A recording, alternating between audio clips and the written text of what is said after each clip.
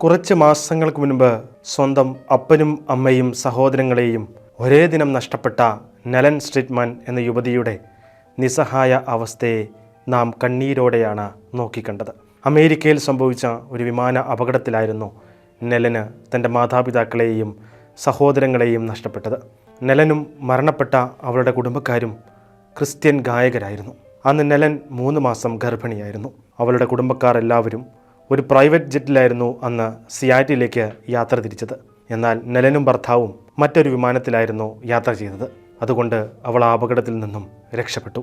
എന്നിരുന്നാലും സ്വന്തം കുടുംബമാണ് ആ യുവതിക്ക് അപ്രതീക്ഷിതമായി നഷ്ടമായത്.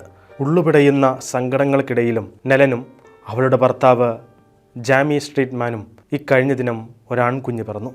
റെറ്റ് എന്ന പേരാണ് അവർ അവന് നൽകിയത്. ആ ദിനത്തിന് മറ്റൊരു പ്രത്യേകത കൂടി ഉണ്ടായിരുന്നു.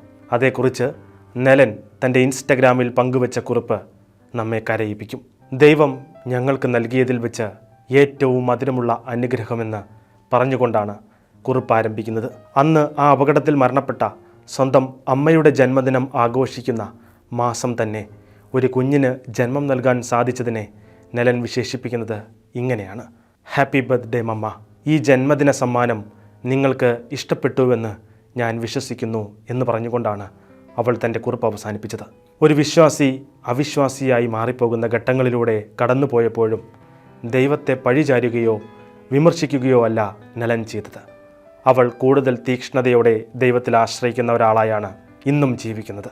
ഒരു കുഞ്ഞ് ജനിച്ചപ്പോൾ ആദ്യം നെലൻ ദൈവത്തിന് നന്ദി പറഞ്ഞത് അതിന് വലിയൊരു ഉദാഹരണമാണ്. ഒരു പരിധിവരെ ആ സംഭവത്തിൻ്റെ ആഘാതത്തിൽ നിന്നും നെലൻ പുറത്തു വന്നെങ്കിലും അവർ ഇന്നില്ല എന്ന കാര്യം ഓർക്കുമ്പോൾ ഇന്നും അവൾ കണ്ണീരോടെ അവരെ അനുസ്മരിക്കുന്നു. മുമ്പോട്ടുള്ള ജീവിതത്തിൽ നെലൻ്റെയും ജാമിയുടെയും ജീവിതത്തിൽ ഒരാൾ കൂടി ചേർക്കപ്പെട്ടിരിക്കുകയാണ്. ആ ജീവിതം അവരുടെ ഉള്ളിലെ മുറിപ്പാടുകൾ മെല്ലെ ഇല്ലാതാക്കുമെന്ന് പ്രതീക്ഷിക്കാമെന്ന് നിരവധി ആളുകൾ ഈ പോസ്റ്റിന് താഴെ അഭിപ്രായപ്പെട്ടിട്ടുണ്ട്.